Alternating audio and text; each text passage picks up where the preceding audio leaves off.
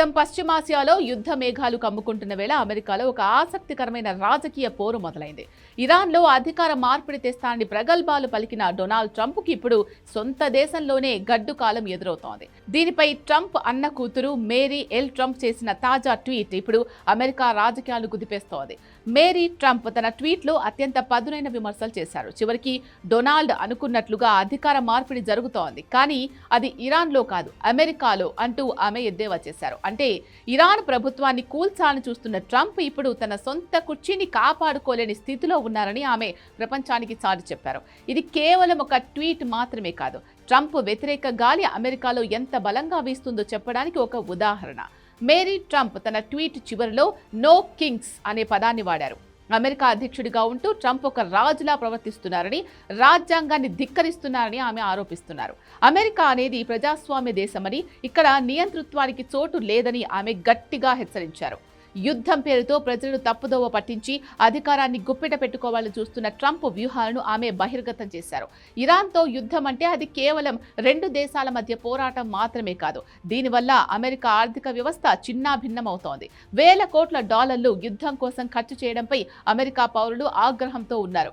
బయటి దేశాల్లో ప్రజాస్వామ్యం తెస్తామనే పేరుతో మన దేశంలో ఉన్న శాంతిని ఎందుకు పాడు చేస్తున్నారు అనే ప్రశ్న ఇప్పుడు ప్రతి అమెరికన్ నోటా వినిపిస్తోంది. ఇదే పాయింట్ను మేరీ ట్రంప్ హైలైట్ చేస్తూ మార్పు అనేది ఇప్పుడు అమెరికాలోనే అవసరమని సూచించారు.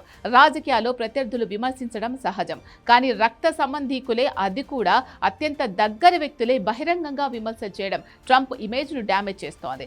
మేరీ ట్రంప్ గతంలో కూడా ట్రంప్ వ్యక్తిత్వంపై పుస్తకాలు రాశారు. ఇప్పుడు యుద్ధ సమయంలో ఆమె చేసిన ఈ ట్వీట్ ట్రంప్ తీసుకుంటున్న నిర్ణయాల వెనుక ఉన్న స్వార్థాన్ని వేలెత్తి చూపిస్తోంది. ఒకవైపు ఇరాన్ సైన్యం శవపేటికలతో రండి అంటూ అమెరికాను హెచ్చరిస్తుంటే, మరోవైపు స్వదేశంలో సొంత కుటుంబమే ఇలాంటి వ్యాఖ్యలు చేయడం ట్రంప్ను అంతర్జాతీయంగా ఒంటరిని చేస్తోంది. ఇరాన్ మీడియా కూడా ఈ ట్వీట్ను తమకు అనుకూలంగా వాడుకునే అవకాశం ఉంది. ట్రంప్ పతనం ఆయన ఇంట్లోనే మొదలైంది అని వారు ప్రచారం చేసే ఛాన్స్ ఉంది. అటు అమెరికాలో ట్రంప్కు ఊహించని ఇబ్బందులు ఎదురవుతున్నాయి. సుమారు 90 లక్షల మంది అమెరికన్లు నో కింగ్స్ పేరుతో దేశవ్యాప్తంగా 3100కు పైగా నగరాల్లో నిరసనలు చేపట్టారు. న్యూయార్క్, లాస్ ఏంజల్స్, చికాగో వంటి మెట్రో నగరాల నుంచి చిన్న పల్లెల వరకు ప్రతి చోట నిరసనకారులు మాకు ప్రజాస్వామ్యం కావాలి, నియంతృత్వం కాదు అంటూ గళమెత్తారు. ఈ పోరాటం కేవలం సామాన్యులకే పరిమితం కాలేదు. ప్రఖ్యాత గాయకుడు బ్రూస్ స్ప్రింగ్స్టీన్ వంటి స్టార్స్ కూడా నిరసనల్లో పాల్గొని పాటలతో స్ఫూర్తి నింపారు. ఇది రాజ్యాంగపరమైన పీడకల. ఇలాంటి దాడులను అమెరికా సహించదు అని వారు చేస్తున్న ప్రసంగాలు సోషల్ మీడియాలో వైరల్ అవుతున్నాయి. ఇరాన్ సరిహద్దులకు సుమారు 10,000 మంది సైనికులను పంపాలన్న ట్రంప్ ఆలోచనపై సొంత దేశంలోనే ఇలాంటి వ్యతిరేకత రావడం ఆయనకు పెద్ద దెబ్బ.